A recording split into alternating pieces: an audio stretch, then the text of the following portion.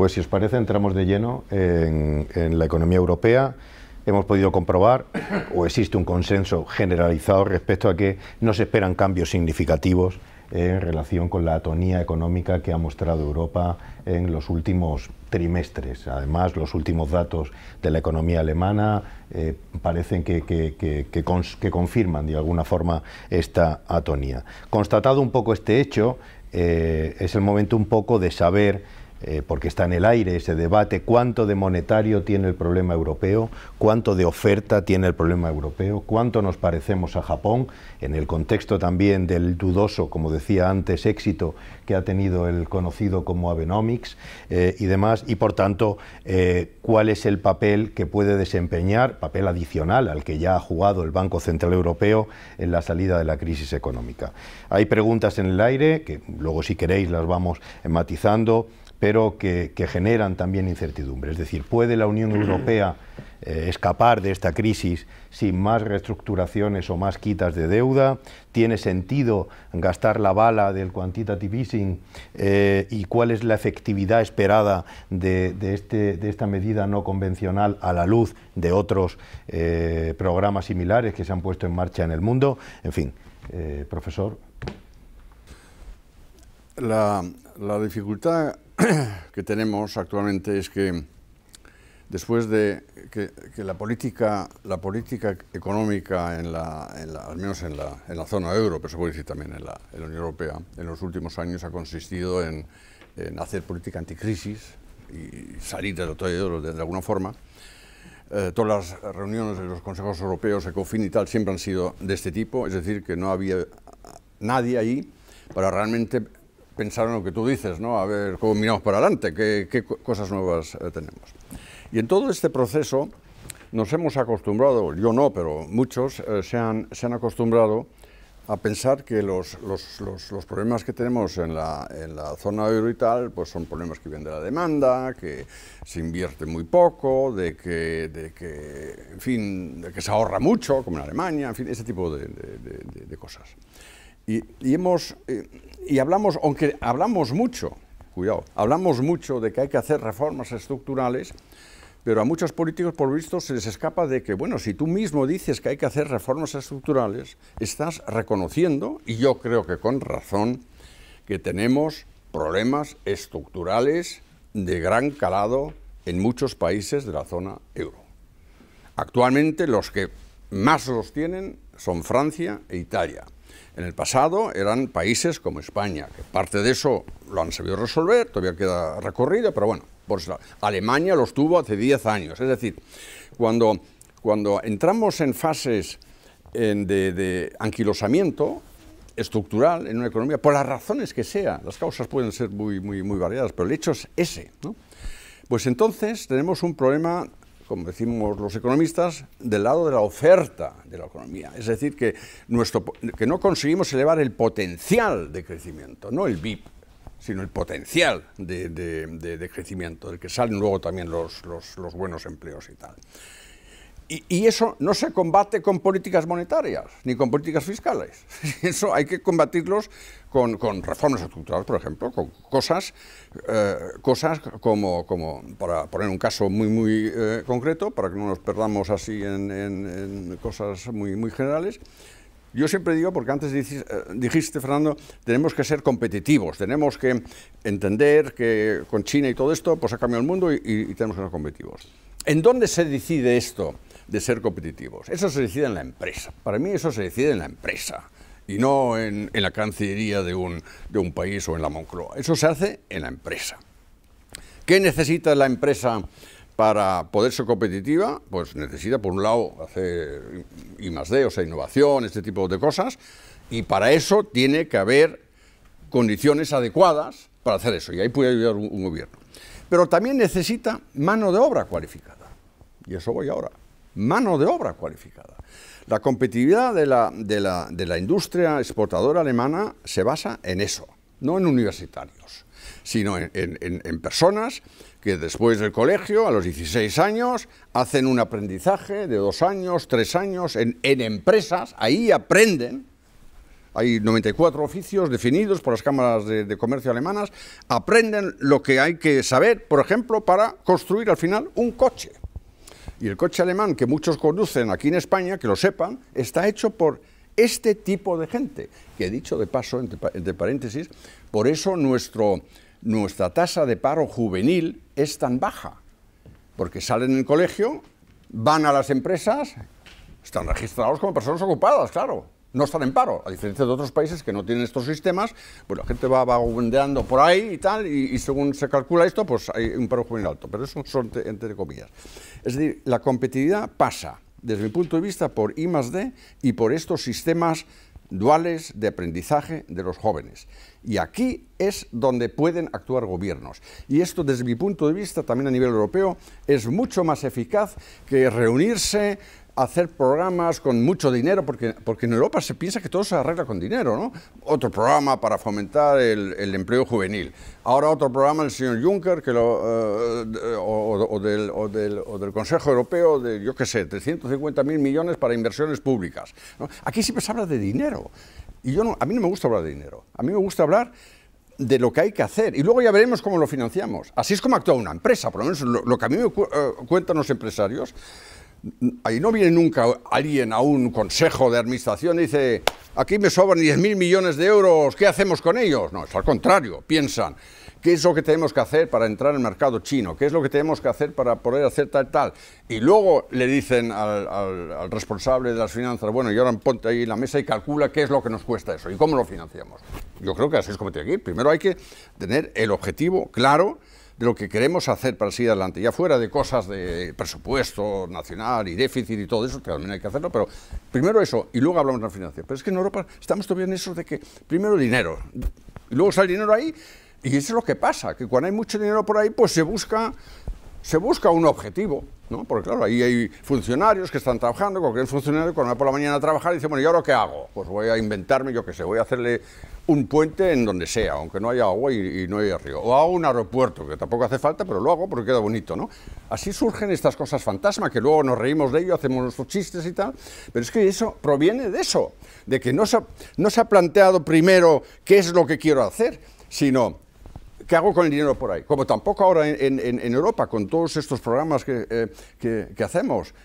Ahí lo primero también, supongamos que tengamos proyectos, infraestructuras, por ejemplo, que tengamos proyectos, entonces digo, pues muy bien, vamos a estudiar infraestructuras. Tienen que ser rentables y tienen que hacerse ahí donde hagan falta. Que a lo mejor en un país hacen falta muchas, en Bulgaria, en Rumania, muchas cosas, y en España y en Alemania menos. Pero no. Todos van a decir, uy, cuidado, a mí también me toca una parte. Cada uno va a empezar otra vez lo que me toca a mí. Y así surgen estas cosas. Nosotros, por cierto, en Alemania también tenemos ya un aeropuerto fantasma. No ha ido todavía ningún avión, ¿no? A diferencia de Ciudad Real, es que hay ni un avión, porque está rodeado de 50 otros aeropuertos, 5 otros aeropuertos. Por lo tanto, que la política se dedique a establecer las condiciones adecuadas para que las empresas se metan en la investigación y la innovación y asuma el hecho de que buena parte de los recursos financieros que coge van a saco roto. Es así, cuando uno busca algo nuevo no sabe si va a ser exitoso. Pero hay que darle ánimos para que lo hagan, y ahí se pueden hacer cosas con desgravaciones fiscales, bueno, hay muchas cosas de estímulo que a lo mejor no sirven para un titular en el periódico, pero que son muy eficaces. Y el aprendizaje de los jóvenes. Formación profesional. O sea, yo creo que Jürgen ha hecho un alegato tan a favor de las pedidas de oferta, que además él sabe que comparto plenamente, que me gustaría completar un poco y añadir y hacer un poquito de malo aquí en este diálogo. Es decir, yo creo que es verdad, o sea, vamos a ir, lo planteo al principio, yo creo que Europa tiene un problema de competitividad, tiene un problema creciente de competitividad a medio plazo. Y eso tiene que ver con la discusión anterior, ¿no? con la globalización. Y por lo tanto es muy importante no perder de perspectiva cuál es el problema, la naturaleza fundamental de la crisis europea, que tiene que ver con que Europa está, por un lado, creciendo menos de lo que esperaba, por lo tanto generando menos empleo del posible, porque es cada vez menos competitiva en términos relativos. Y eso implica fundamentalmente medidas de oferta. Eso tiene que ver con hacer un entorno más amigable para la inversión y la innovación. Y eso tiene que ver con medidas fiscales inteligentes. Tiene que ver, entre otras cosas, con que la fiscalidad debería de tender a gravar cada vez menos la renta generada y más la renta gastada. Hay que hacer un desplazamiento de la imposición desde los impuestos sobre renta y sociedades hacia imposiciones sobre el consumo. O sea, más IVA y menos el otro. Más IVA y menos otro. Esto es difícil decirlo, es políticamente no pero es bueno que se diga. Pero es importante porque esto es lo que va a generar competitividad a medio plazo. Si me permites un inciso, solamente para que se entienda eso también. El IVA no grava la inversión, el IVA no grava las exportaciones, pero grava las importaciones, es decir, que también por ese lado, ayuda al por ese lado tiene también este tipo de estímulos. Perdona, Fernando. No, totalmente. Segundo, en esa misma ley se trata de hacer mercados de trabajo más competitivos, todo lo que favorezca. Yo como buen alemán es muy partidario del modelo dual y es de formación dual, ¿no? Formación en alternancia, compatibilizar la formación en las empresas con lo que llamaríamos en España formación profesional. Esto es verdad, pero también es verdad que es especialmente aplicable al caso de Alemania, que es de los pocos países desarrollados con una industria manufacturera exportadora importante, donde el peso de la industria en el PIB es muy importante, muy superior a España, y donde además la estructura productiva del país permite eso, ¿no? Simplemente estoy diciendo que aplicar ese modelo a España, una economía de servicios y con empresas de tamaño mucho más pequeño, es mucho más difícil de hacer.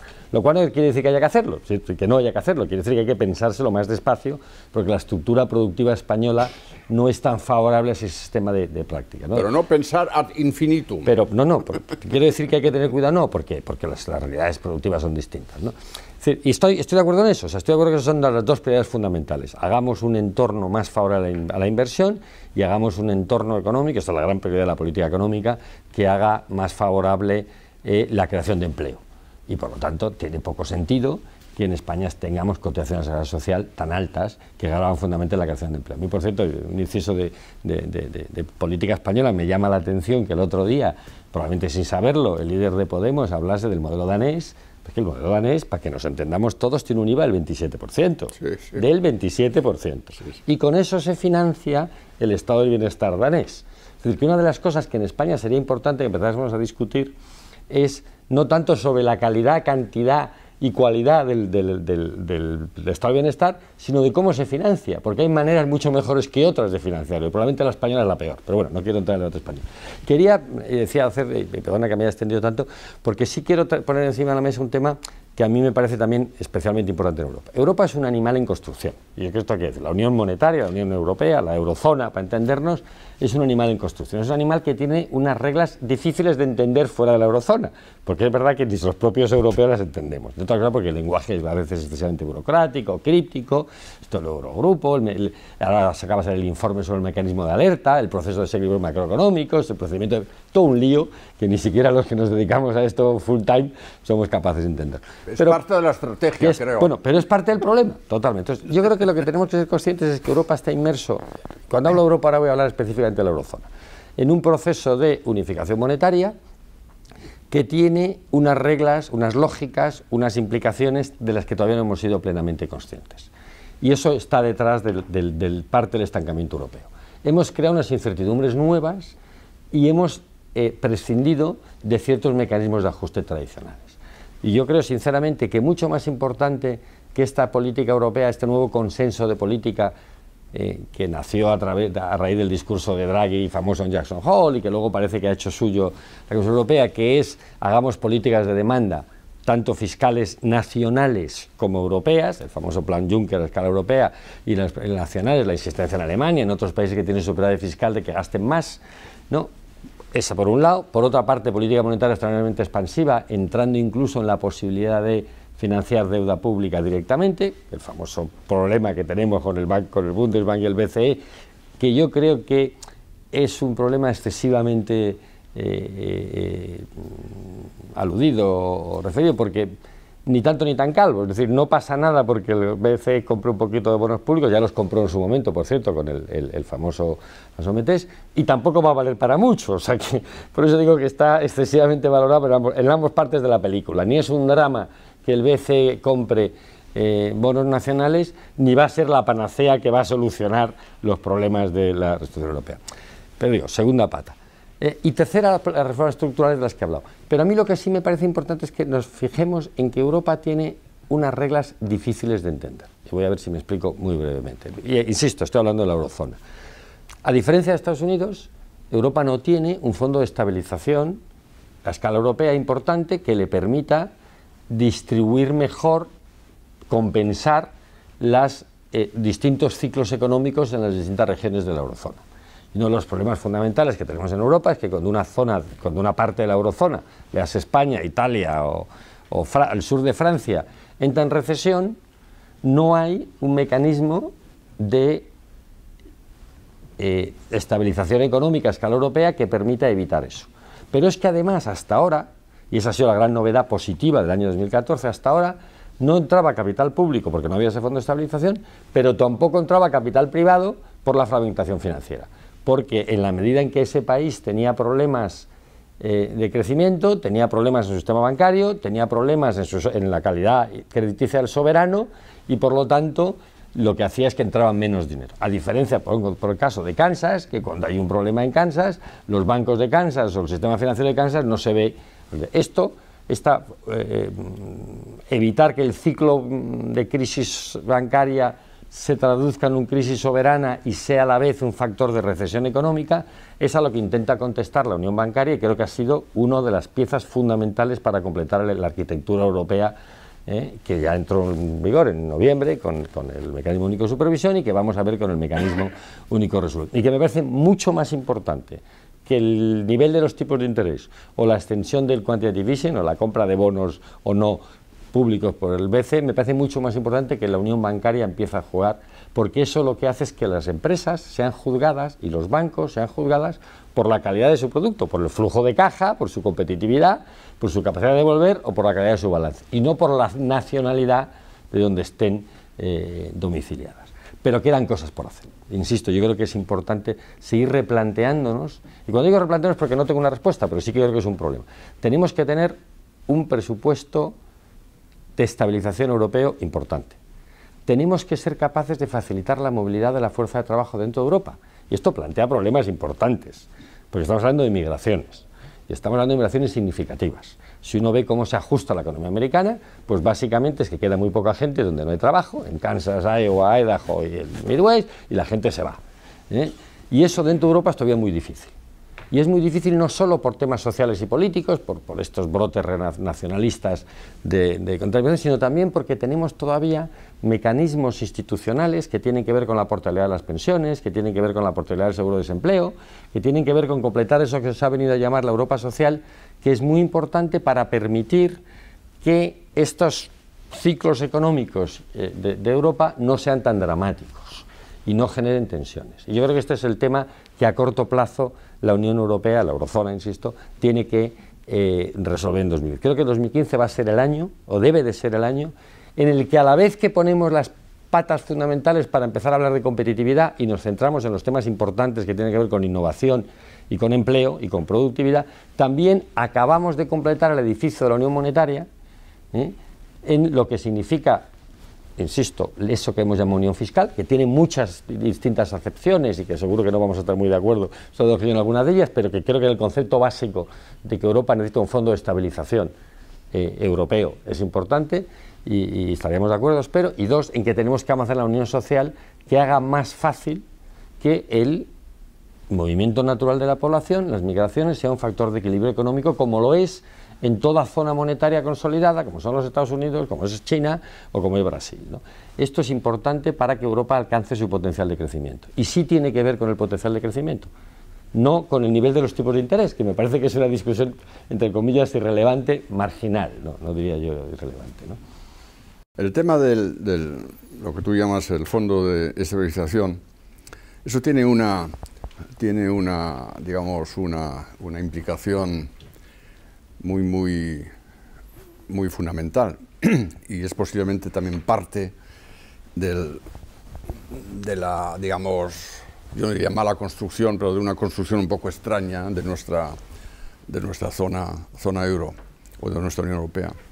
Y es que nos falta, digamos, el abrigo político, ¿no? No somos una unión política. Cuando se hizo la eurozona, me acuerdo, entonces estaba yo en el Consejo de expertos económicos en Alemania y tuve que tratar mucho con el entonces canciller Kohl. Él tenía esa visión, él pensaba que la eurozona sería el trampolín para luego ya al final, digamos, tener esta gran unión política. ¿Por qué digo que es importante la unión política? Porque sin unión política va a ser muy difícil crear un sistema fiscal, llámeslo como quiera, fondo de estabilización o sistema de transferencias o incluso una política fiscal común. No la va a haber, porque los parlamentos nacionales, desde luego el alemán, pero creo que también los demás, simplemente no están dispuestos a renunciar de su soberanía en materia presupuestaria, que es, digamos, algo así como la asignatura reina, ¿no? la competencia reina de todo Parlamento, porque en un presupuesto se manifiestan los objetivos de un gobierno y, claro, sí es lógico, son los números en una democracia eso es así. Y por mucho que hablemos siempre que hay que hacer la unión política y tal, yo no me atrevería en ningún país europeo, me atrevería a someterlo a referéndum, porque todo el mundo diría, pues, aquí en España ni siquiera, hay algunos que ni siquiera saben si son españoles, pues fíjese... No, España siempre es mucho más raro, porque no son españoles, pero sí somos todos europeos. Sí, algo así, pero esto es solo así. España, esto no es generalizable. Esto sí que es un país especial. O sea, eso es un tema que yo, desde luego, yo no creo que lo vaya a ver en mi vida, eso de la unión política, y por eso pienso más en cómo tenemos o cómo podríamos robustecer nuestro sistema de reglas fiscales. Simplemente aceptamos que la política fiscal sigue siendo nacional, pero tenemos que realmente establecer mecanismos eficaces, creíbles, no susceptibles a la manipulación según el oportunismo político del día, para que lo que se haga en Alemania sea compatible con lo que se haga en España y lo que se haga en España coherente con lo que se haga en Irlanda. O sea, que todo eso, aunque cada uno siga manteniendo lo suyo, pero luego bueno. Hemos hecho una pequeña cosa con el famoso mecanismo de estabilización monetaria, el famoso MEDES, que es un poco, digamos, algo así como un Fondo Monetario Internacional al europeo, una cosita así, ya. Pero bueno, por lo menos se ha hecho algo en ese terreno, pero sí, o sea, es que somos aquí en Europa, somos sui generis, ¿no? En Estados Unidos un Estado puede quebrar, tiene derecho a quebrar, y han quebrado ya unos que otros, mientras que en Europa hemos dicho que no puede quebrar ninguno de nuestros estados, que son los estados soberanos, porque no tenemos esa construcción. Y por eso lo que yo diría, lo que yo critico de la política monetaria y del señor Draghi, no si compra bonos o los tipos de interés, no, sino que se ha dejado presionar por el Ecofin, empezando con mi ministro de Hacienda, el señor Schäuble, a que el Banco Central Europeo haga el trabajo sucio, haga todo eso que los gobiernos no están dispuestos a hacer. Le ha llevado ahí. Y resulta que parece ser que le gusta, porque ahora ya participa en todas las reuniones. Eso es como en Alemania hablamos como el rey de Europa, hablamos así, entre comillas, un poco. Draghi es el rey de Europa, ¿no? Y parece que le gusta. Y eso no va a funcionar, ¿no? Eso no va a funcionar. Al contrario, porque los gobiernos siempre van a decir, tú, venga, haz algo, baja los tipos métete ahora en la expansión cuantitativa, compra bonos. Yo no tengo nada, por cierto, en contra de que el Banco Central Europeo compre bonos públicos. Yo soy escéptico si hace bien de comprar solo bonos públicos de los estados en crisis, que eso es diferente, ¿no? Si compra de todos los sitios, eso también ha hecho la Reserva Federal, bueno, alarga su balance, luego tendrá que ver cómo lo suelta en su momento, eso es otro tema, pero si se concentra en decir, yo haré todo lo posible para que no suba la prima de riesgo en España y a Grecia, lo que sea, más de no sé qué, de 300 puntos básicos, entonces otra vez está haciendo política fiscal. De hecho, está haciendo política fiscal. Y no quiero entrar ahora en el debate si eso viola el Tratado de la Unión Europea, que yo pienso que lo infringe, pero no me interesa ahora en este momento.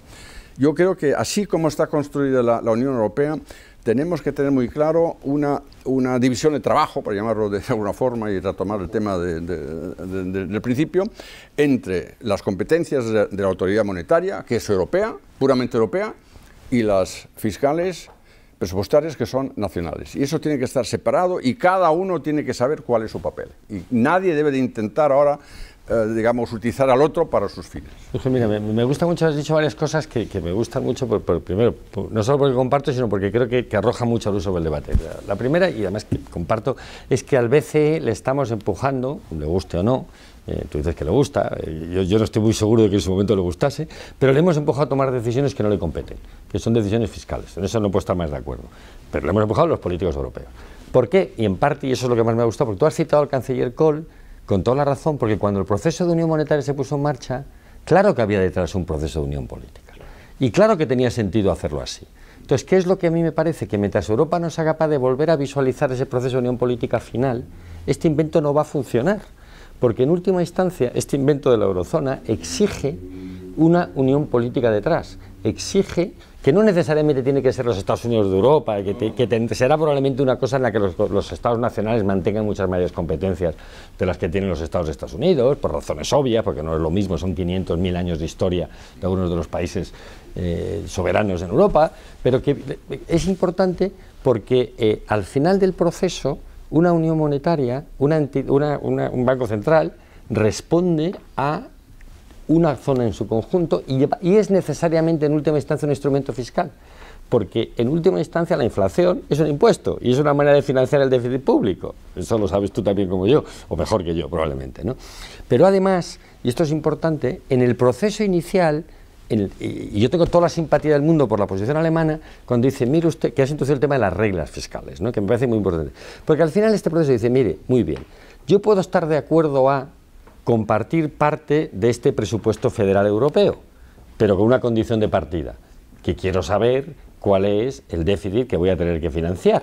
Lo que no puedo es estar abierto a una contingencia imprevista que de repente un país me ponga encima de la mesa un déficit de X que tengo que financiar. No, mire usted, no. Por tanto, creo que esas dos cosas van de la mano. Hace falta reglas fiscales que den confianza, seguridad y certidumbre al nivel de transferencias europeos que va a resultar de esas transferencias, pero hace falta ese fondo de estabilización. Entonces yo creo que ese debate hay que recuperarlo. Para completar el edificio de la eurozona hace falta reglas fiscales automáticas, no sujetas a criterios políticos, vinculantes, sin ninguna duda. Pero también hace falta un fondo de estabilización, una mutualización del riesgo, como sucede, unas transferencias automáticas también que garanticen que aquellos países que hacen, o aquellas zonas de la Unión que hacen lo que tienen que hacer y sufren una recesión económica por las causas que sean, no se ven obligadas a adoptar medidas de ajuste adicional. Entonces, ese mecanismo de palo y zanahoria, de reglas de obligado cumplimiento y transferencias de obligado cumplimiento, en el fondo, es construir una unión política. Y a mí lo que me parece que todavía Europa tiene que afrontar, y es lo que está lastrando el crecimiento, porque es lo que está en la duda de todos los inversores. Cuando uno lee los informes de los bancos de inversión, de los economistas anglosajones, sobre las dudas que le produce Europa a medio plazo, eso es lo que está en la mente. Lo que está en la mente es que, mire usted tiene un edificio no completo y además que quieren ignorar. Sufren ustedes una especie de síndrome de negación. Tienen un problema político que no quieren resolver, que esperan que le resuelva el BCE, comprando bonos y haciendo todo tipo de tipos de interés cero y todo tipo de guarradas, si se me permite la expresión coloquial, pero ese no es el problema. El problema es que ustedes tienen que tener un tesoro europeo con reglas europeas que actúe en determinadas circunstancias y que sea de manera automática. Y ese debate que estaba en los padres fundadores de la Unión Monetaria, que estaba en el gabinete del canciller Kohl, que estaba en Mitterrand y que estaba siendo en España, ha desaparecido. ¿Por qué? Porque, y tú has citado también un tema que es verdad, porque los políticos se han asustado de sus poblaciones, del desapego creciente y se han asustado de la posibilidad del referéndum. Pero ojo, yo siempre digo lo mismo. O sea, en Europa siempre se ha avanzado tomando decisiones y luego sometiéndolas a ratificación popular. Si se hubiese preguntado sobre el acta única, sobre el mercado, el single market, a las poblaciones te hubieran dicho que no. Si se hubiese preguntado por el Tratado de Roma, probablemente hubieran dicho que tampoco. Es decir, aquí los políticos no pueden excusarse en la opinión pública. Su responsabilidad es liderar la opinión pública, educarla, hacer pedagogía social, explicar las consecuencias de las decisiones que se toman y jugarse su futuro. Para eso les elegimos. Pero acabas de utilizar un término que para mí es esencial. Y has dicho liderar la opinión pública. Entonces, claro, ¿en dónde están nuestros líderes? ¿No? Los padres fundadores eran líderes. Luego vino Adenauer y de Gaulle. Luego vino Schmidt y Giscard d'Estaing. y luego vinieron Mitterrand y Kohl. Todos estos eran líderes de verdad, podíais estar de acuerdo lo uno en lo otro, pero eso es otra cosa. Pero sabían expresarlo, sabían, y mira, antes mencioné mis gestiones con Kohl y por eso sé que a él le venía de aquí. Es que cuando hablaba sobre estos temas europeos, te dabas cuenta de que no eran esas cosas bla bla, eso lo que se dice, sino que le venía de... Él quería una Europa que ya no cayera jamás en las antiguas cosas estas de guerras continuas, sobre todo entre Francia y Alemania, pero también otras y tal, fuera una Europa de paz, de bienestar y todo este tipo de cosas. Y lo notabas. Pero es que desde entonces yo no veo los líderes, es que no los veo, es que no los hay, sino son técnicos que hacen cosas, que se reúnen, todo lo que tú quieras, unas las hacen bien, otras a lo mejor no tan bien, pero falta ese liderazgo. Y eso es lo que ha abierto el campo para estos otros movimientos, digamos, euroscépticos, que los tenemos en todos los sitios, los tenemos en Alemania, los tenemos en Suecia, los tenemos en el Reino Unido, los tenemos ustedes aquí en España, vosotros aquí en España, o sea, Holanda, o sea, en todos los sitios surge esto, con cosas que dicen, que nadie, pero que llega a la gente, ¿no? Pero es porque no hay nadie que se ponga ahí y vamos a dar el siguiente paso. Incluso la Unión Bancaria Europea, que yo también digo que es un paso importante, además reconozco. Yo admito que, porque estuve un poco involucrado en las cuestiones del Tratado de Maastricht y tal, simplemente se nos olvidó. Ahí nadie pensaba, por lo menos los que estábamos ahí, de que necesitamos también una unión bancaria. Bueno, esto va solo, esto como la economía real, esto se nos ha olvidado. Y ahí empezamos mal, ¿no? Pero bueno, lo estamos corrigiendo. Pero si yo veo cómo se ha vendido esto en el debate público, se reduce a dos cosas, según mi percepción, que puede estar equivocada. Desde el punto de vista de un país que tenía problemas, digamos España, aquí ahora se va a mutualizar la deuda. Desde el punto de vista de otro país, el mío, Alemania, que tal, que dicen, ya están estos del sur aquí pidiéndonos a nosotros que paguen y tal, ¿no? Y no es así, eso es una parte del tema, pero así es como llega ese mensaje. Y no han sabido, a lo mejor también un poco, porque todo el debate, digamos, que hemos tenido en Europa y que no tiene que ver ahora directamente algo con el proyecto europeo, pero cuando uno utiliza el término banco, otros piensan ya estar hablando de una pandilla de sinvergüenzas, de que no sé qué, que no sé cuántos, y ahora encima hacen un proyecto para estos golfos y tal. Y ahí tampoco los políticos son capaces de explicar lo que tú y yo explicamos siempre cuando en nuestras clases o lo que sea, pero si eso es como los vasos, digamos, sanguíneos de la economía. Es que sin banca no hay economía que funcione en ninguna parte del mundo. Es que en ninguna parte, ni en los países musulmanes. Ahí también tienen su mano. Lo que pasa es que lo definen de otra forma por sus cosas, pero es que tiene que ser así. Pero todo ese tema de la banca, todo eso está monopolizado por los críticos y tal, que tendrán sus argumentos, y por eso un proyecto de ese tipo tampoco es vendible. Tampoco es vendible, porque eso también, fíjate, hacen eso, y no hacen nada por los parados, por los que pasan hambre, por los que los hay, que duda cabe, ¿no? Y eso es posible porque nos faltan los líderes, alguien que esté constantemente explicando la pedagogía. Estoy completamente de acuerdo, es fundamental, la pedagogía es fundamental. Y yo siempre me acuerdo, aunque haya sido en un contexto completamente distinto, en España la pedagogía que se hizo aquí en los años de la transición, en los temas económicos, con el profesor Enrique Fuentes Quintana. Que yo entonces estuve aquí por España y este señor aparecía todas las noches en el telediario y en 3-4 minutos les explicaba a los españoles pues 3 o 4 cosas. Y así poco a poco, simplemente explicar cómo funcionan las cosas. Y la gente es ansiosa a que se les expliquen las cosas y que no se limite a decir necesitamos transparencia, necesitamos esto. No, usted déjese diga concretamente qué es lo que vamos a hacer, por qué esto es bueno, por qué esto es tal, y la gente lo entiende. Yo doy muchas conferencias, por ejemplo, ahí en Alemania, en cajas de ahorro. Y estos reúnen a sus clientes.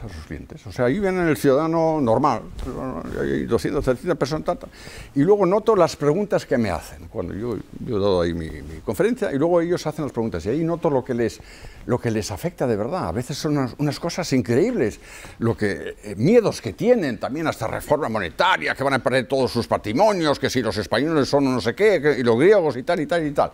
Luego yo les explico, poco a poco, y siempre la misma experiencia. Dice, ajá, eso no nos lo había dicho nadie.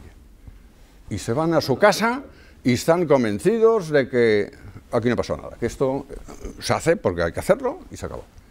Yo, jefe, totalmente de acuerdo, pero yo creo que ese es un tema que Europa, volviendo un poco a las perspectivas de 2015, que era el eje de este debate, entiendo yo. Y a los elevados niveles de deuda. Y a los elevados, por eso, y a los elevados niveles de deuda. No, aquí hay un tema que me parece muy importante, ¿no? Que es esta idea de que Europa tiene un potencial de crecimiento que no va a ser plenamente explotado si no resolvemos este problema institucional. Es decir, que más allá de que el petróleo nos ayude, más allá de que la recuperación americana nos ayude, completamente de acuerdo, más allá de que hay incluso reformas de oferta importantes que hacer, tenemos que resolver este problema.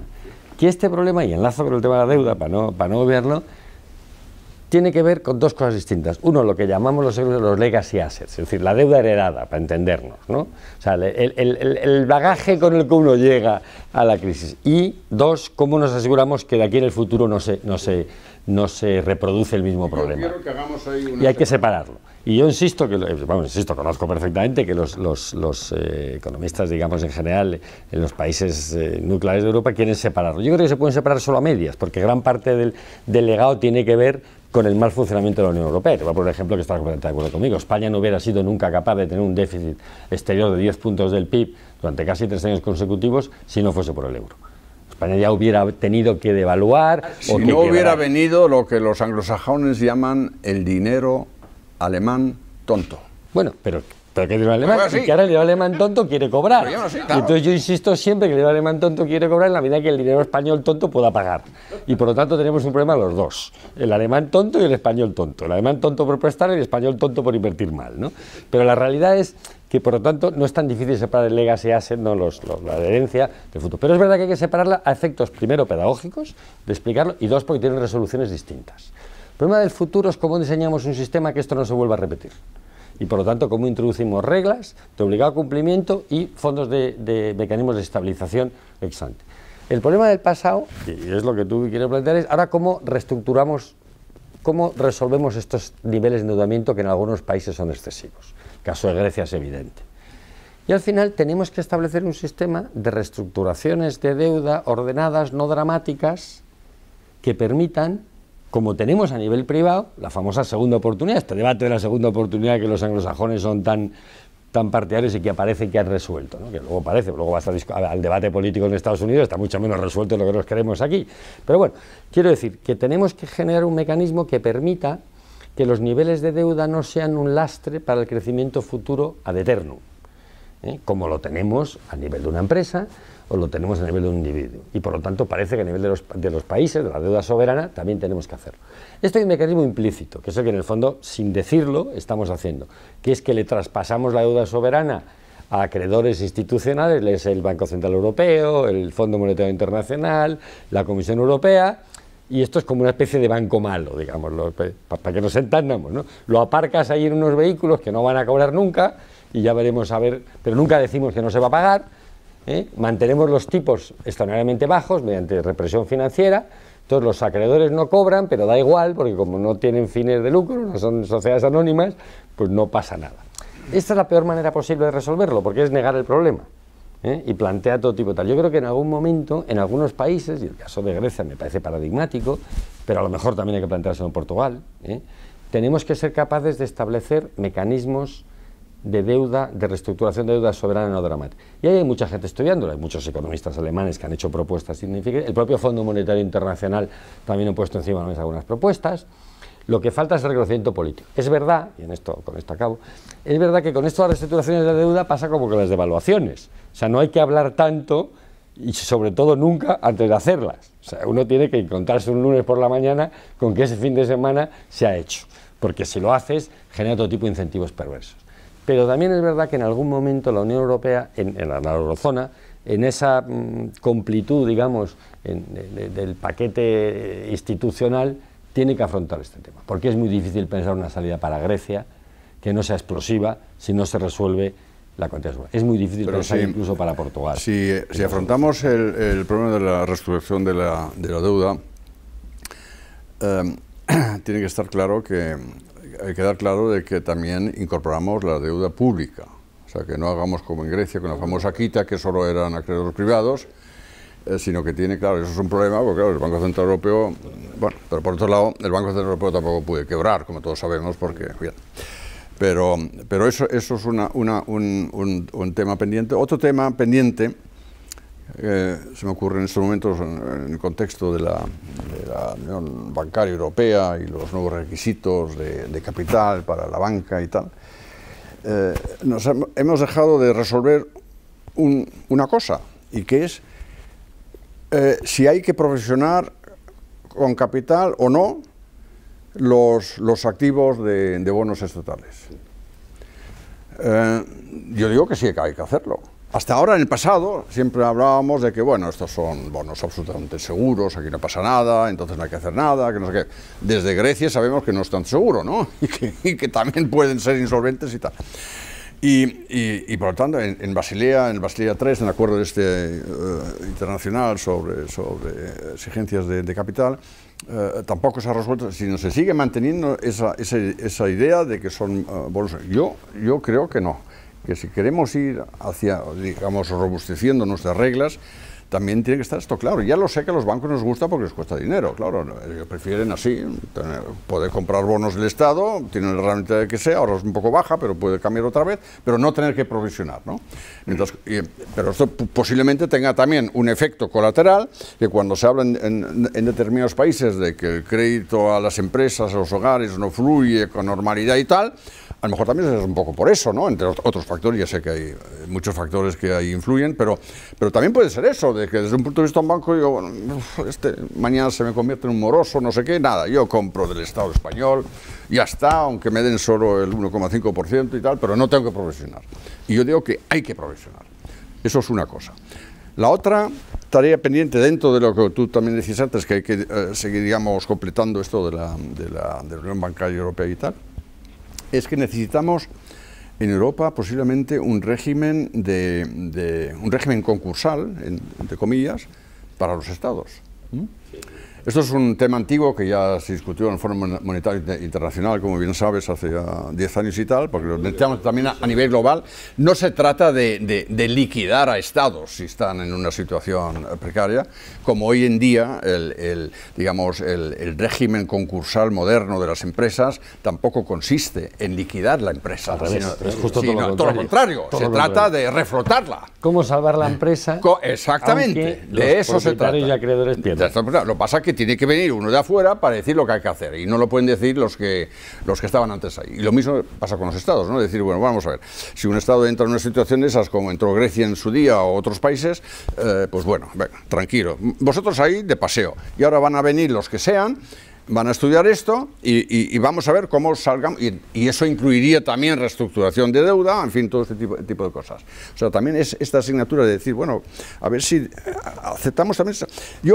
Para mí esto no es para que, pensando en la próxima crisis, sino yo me digo, si tenemos eso, posiblemente ya no tengamos esa crisis, porque es como un incentivo para cualquier país el no llegar a esa, ¿no? La ley concursal de empresas tampoco está hecha para ver si maximizamos el número de empresas quebradas al año, todo lo contrario, sino normalmente para que cualquier empresa tratará de no llegar a esa situación. Lo que pasa es que a veces es inevitable y entonces pasa y hay que arreglarlo, pero no para liquidar, sino para reflotar o salvar o sanear, y la famosa segunda oportunidad que tú dices es un poco en esa línea para que pueda seguir eso hacia adelante. Siempre tendrá su precio, se perderán empleos, lo que sea, pero al final del día tenemos algo nuevo sobre el que podemos seguir erigiendo las cosas. Sí, una cosa, Miguel, yo no sé cuánto quieres entrar en yo no sé cuánto quieres entrar en el tema financiero, pero no quería dejar pasar esta idea de la deuda soberana y provisionarla, es decir, contemplar la posibilidad de default. Que quería hacer simplemente 2 o 3 matices de esto, ¿no? Es decir, técnicamente, desde el punto de vista analítico, parece obvio, ¿no? Bueno, existe la posibilidad de que esto no se pague, por lo tanto no tiene mucho sentido que se provisione cero. Pero la verdad es que no hay ninguna jurisdicción del mundo que explícitamente contemple esa posibilidad.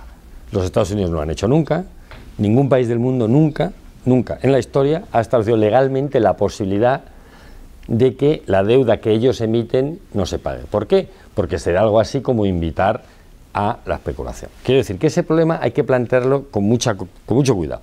Segundo, si lo planteamos, también hay que plantearlo en el contexto de que la Unión Europea y Estados Unidos, de cualquier unidad monetaria, necesita un activo seguro, libre de riesgos, sobre el que funcionar.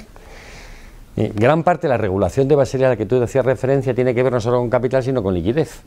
Y esa liquidez se construye sobre todo en torno a las tenencias de deuda pública soberana, de bonos públicos. Si decidimos que esos bonos también son quebrables, por entendernos, o reestructurables, lo decimos legalmente, obligamos a provisionar ex ante, eso lo que quiere decir es que a lo mejor nos estamos cargando todos los coeficientes de liquidez establecidos sobre las tenencias de deuda pública. Es decir, que este es un tema que nos llevaría a revisar toda la legislación, toda la normativa Basilea III.